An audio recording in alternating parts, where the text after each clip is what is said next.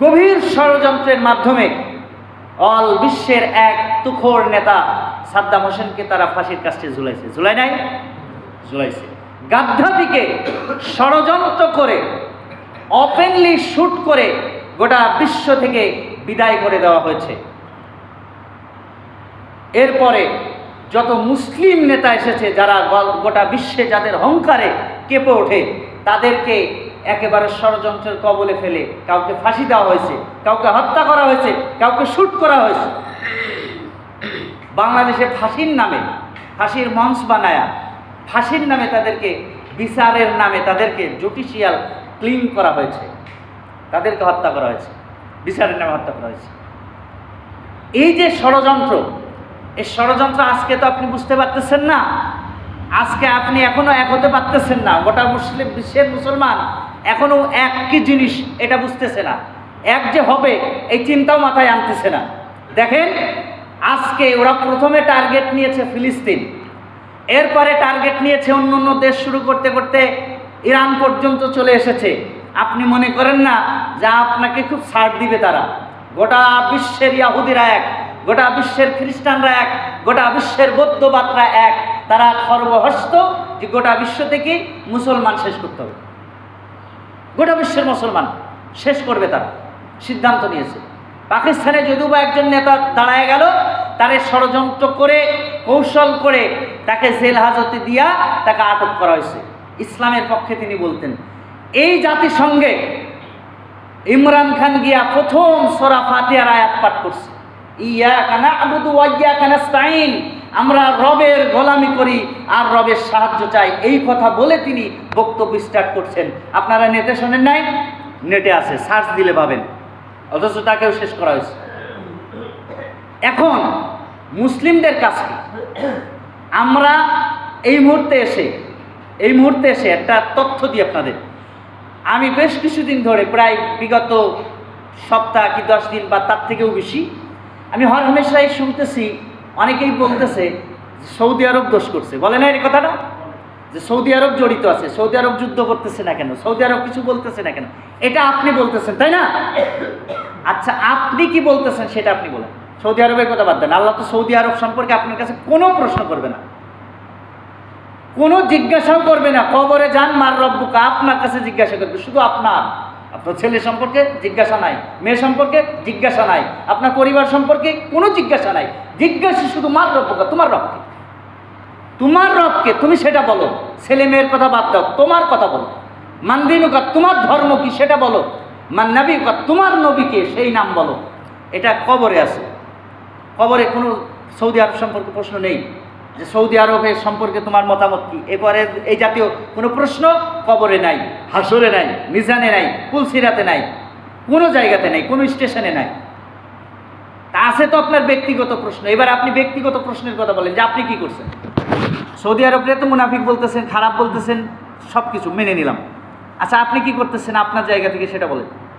গত ফিলিস্তিনের সময় আমি প্রায়শই দেখতাম একজন ব্যক্তি আমার উজ্জ্বল ভাইয়ের দোকানে এসে বলতো খবর দেন, খবরে আমার খুব আঘাত লাগতেছে ফিলিস্তিন। তো এক সপ্তাহ পরেই আমরা ফিলিস্তিনের জন্য আমাদের প্রতিনিধি যাবে, সেখানে টাকা পাঠাবো, টাকা কালেকশন করতেছি বক্সে। তখন কিন্তু সে 50টা টাকা দিতে পারে না, অথচ প্রতিদিন তার দিল কাঁদতেছে, অথচ নিজে সে 50টা টাকা সেই দিন দিতে পারে নাই। আমার মাথায় আছে, এখন দিতে পারে নাই। আপনি আপনার জায়গা থেকে ইসলামের জন্য কি করতেছেন সেটা বলেন। আচ্ছা, ধরে নিলাম সৌদি ভুল করতেছে, এখন ইরানের পক্ষে সৌদি যাওয়া উচিত ছিল, ধরে নিলাম আমারও তো যাওয়া উচিত নাকি? আচ্ছা, তাহলে আমরা এখন শুল্কুবাবাসী তো ঢাল আর ফালাতে শ্রেষ্ঠ, ঠিক কিনা বলেন? শুল্কুবা ঢাল আর ফালাই শ্রেষ্ঠ না? আচ্ছা, আসেন আমরা এখন 10টা ঢাল আর 10টা ফালা নিয়ে ইরানের পক্ষে চলে যাই, কাজ হবে? কথা বলেন, কাজ হবে? তাহলে কাজ যেহেতু হবে না, ইরানের পক্ষে এখন যাইতে হলে আপনার লাগবে কি? ইউরেনিয়াম লাগবে, আপনার অস্ত্র লাগবে, গোলা বারুদ আপনার আছে? কথা বলেন, আপনার আছে? সৌদির আছে? তো করবেটা কি? অস্ত্র তো নাই, গোলা বারুদ তো নাই। শুধু তাই না, ইরানের পক্ষে যারা যুদ্ধ করছে তারা কোনো সেনাবাহিনী না, পুলিশ না, আর্মিও না, র্যাবও না, বর্ডার গার্ডও না। ইরানের পক্ষে হয়ে যারা আমেরিকার বিরুদ্ধে যুদ্ধ করছে, তারা সশস্ত্র বাহিনী, ইসলামিক ঐক্যজোট, তারা নিজেরা এমন ট্রেনিং করছে যে কাফের মুশরিকরা আঘাত আনলেই আমরা তাদেরকে প্রতিহত করব। আপনার দেশে এরকম সশস্ত্র বাহিনী আছে? করতে দিছে কেউ? দেয় নাই। ইসলাম প্রতিষ্ঠা হয়েছে তরবারি দিয়ে, কথাটা মাথায় রাখেন। ইসলাম প্রতিষ্ঠা হয়েছে তরবারি দিয়ে। আল্লাহর নবী জিহাদের নাম লেখাচ্ছেন, একজন সাহাবী, মহিলা সাহাবী এসে বলছে, ইয়া রাসূলুল্লাহ, ইয়া হাবিবাল্লাহ, এই জিহাদের ময়দানে আমি কিছু দান করতে চাই। তো আল্লাহর নবী বলছে, ঠিক আছে, দান করো। তো কয় যে আমার 3 মাসের নবজাত শিশু আমি আপনার জিহাদের ময়দানে দান করতে চাই। সুবহানাল্লাহ বলবেন না? 3 মাসের শিশু আপনি দান করবেন? সেরকম কলিজা আপনার হয়েছে? হয় নাই। সাহাবী, মহিলা সাহাবী বলতেছে যে, ইয়া রাসূলুল্লাহ, ইয়া হাবিবাল্লাহ, আমি আমার এই 3 মাসের শিশু দান করতে চাই। তা আল্লাহর নবী বলছে, 3 মাসের শিশু এটা কি যুদ্ধ করতে পারবে? এটা কি তীর চালাইতে পারবে? এটা কি লাঠি ধরতে পারবে? এটা কি বল্লম ধরতে পারবে? নাকি এটা ঘোড়ায় সাওয়ার হতে পারবে? মহিলা বলছে, ইয়া রাসূলুল্লাহ, ইয়া হাবিবাল্লাহ, আমিও জানি আমার এই 3 মাসের শিশু তীর ধরতেও পারবে না, লাঠিও ধরতে পারবে না, ঘোড়ায় সাওয়ার হতে পারবে না। এই জন্য আমি দান করছি না। আমি দান করছি এই কারণে, কাফের মুশরিকরা যখন আপনাকে লক্ষ্য করে, আপনাকে উদ্দেশ্য করে তীর নিক্ষেপ করবে, আমার এই 3 মাসের শিশু ধান হিসাবে ধরবেন, তীর আমার শিশুর গায়ে লাগবে, আপনি সুরক্ষা থাকবেন। এই জন্য আমার শিশু দিচ্ছি। যেরকম সুবহানাল্লাহ। সাহাবা কেরাম সর্বোচ্চ দিয়ে চেষ্টা করেছেন, সর্বোচ্চ দিয়ে ইসলাম বিজয়ের জন্য চেষ্টা করেছেন। আপনি আপনার জায়গা থেকে কি বলতেছেন?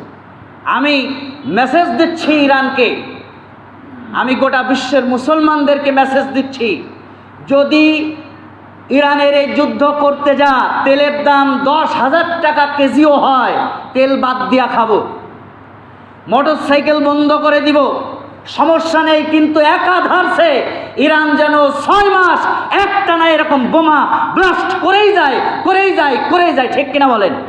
তেল খাবো না, তেল আমাদের দরকার নাই। কিন্তু এই স্বৈরাচারী ব্রোনলেস বাস্টার্ড অবৈধ জাতি, এই 3টা জাতি আছে গোটা বিশ্বে। খালার আমার হাতে তো ক্ষমতা নাই, আমার রাগ আছে, ক্ষমতা নাই।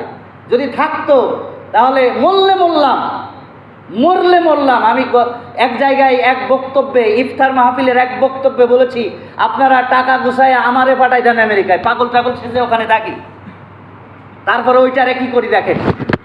অনেকে বলছে আপনি কাছেই ঘেঁটতে পারবেন না। আমি তো পাগল হয়ে থাকবো, কাছে ঘেঁষতে পারবো না মানে কি? উদ্দেশ্য আমার মুশরিকদের মারা, উদ্দেশ্য কাফেরকে মারা, উদ্দেশ্য এক অবৈধ জাতিকে ধ্বংস করা। এই উদ্দেশ্য যদি আমার সঠিক থাকে, আল্লাহ সুবহানাহু ওয়া তাআলা সাহায্য করবেন না? নিশ্চয়ই সাহায্য করবেন। এই জন্য আমি বলছি, যুদ্ধ চলতে থাক, আমাদের তেলের সমস্যা নাই, তেল আমরা খাবো না। আমাদের যানবাহন দরকার নাই, অন্ধকারে থাকি, কিন্তু এদের খতম করা অচিরেই দরকার। ঠিক কিনা বলেন? কিন্তু আমাদের অস্ত্র শস্ত্র নাই, এই জন্য আমরা ফেল। অস্ত্র নাই, এর জন্য ফেল। আর আল্লাহ বলছে, কুতিবা আলাইকুমুল কিতাল, আমি তোমাদের জবাই করার বিধান দিয়েছি। জোরে কান সুবহানাল্লাহ।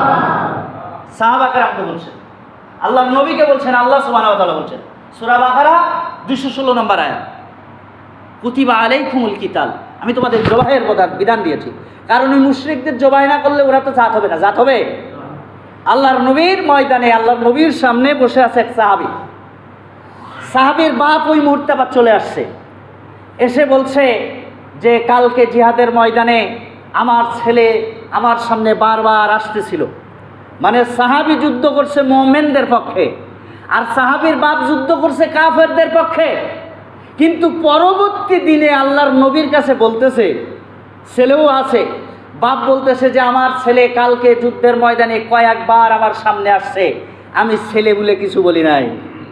আমার ছেলে, আমার সন্তান, এই জন্য আমি কিছু বলি নাই। ওই সাহাবী ধম করে দাঁড়ায়া বলতেছে, ইয়া রাসূলুল্লাহ, ইয়া হাবিবাল্লাহ, আল্লাহর কসম, আমার সামনে যদি আমার বাপ পড়তো তাহলে আমি বাপের পরিচয়ে তার কাল্লা কাটতাম না, কাফের হিসাবে তার কাল্লা কেটে আপনার দরবারে হাজিরা দিতাম। জোরে কান সুবহানাল্লাহ। এটার নাম হচ্ছে ঈমান। এই ঈমানি তাজাল্লা বৃদ্ধি করেন, ঈমানি তাজাল্লা বৃদ্ধি করেন। আপনার দেশেও আলেম উলামাদেরকে হত্যা করা হয়েছে, অনেক হত্যা করা হয়েছে। ইমানি তাজাল্লা যদি ফোকাস যদি দিলের মধ্যে না আনতে পারেন, তাহলে বিড়ালের মতো ম্যাও ম্যাও করা লাগবে। কাঁঠাল যদি জানতো যে জাতীয় ফল, তাহলে কাঁঠাল সর্বপ্রথম গিয়া বলতো বাজারে কাটার মধ্যে আমারে রেখো না। আজকে যদি দোয়েল পাখি জানতো আমি জাতীয় পাখি, দোয়েল পাখি বলতো আমাকেও ফ্ল্যাট করে দিতে হবে। শাপলা যদি জানতো আমি জাতীয় ফুল, শাপলাও বলতো আমি ইলে বিলে ঝিলে কাদার মধ্যে, সেউলের মধ্যে, পচা কাদার মধ্যে ফুটবো না, আমাকে অ্যাকোরিয়াম করে তার মধ্যে ফোটান। কিন্তু শাপলা তো জানে না জাতীয় ফুল, দোয়েল তো জানে না জাতীয় পাখি, আর কাঁঠাল তো জানে না যে জাতীয় ফল। এই জন্য বিড়ালের মতো ম্যাও ম্যাও করে। যে মুসলমান নিজে জানে না সে মুসলমান, সে 2 দিন পরে তেলাপোকা দেখেও ভয় পাবে। এজন্য আল্লাহ বিধান করে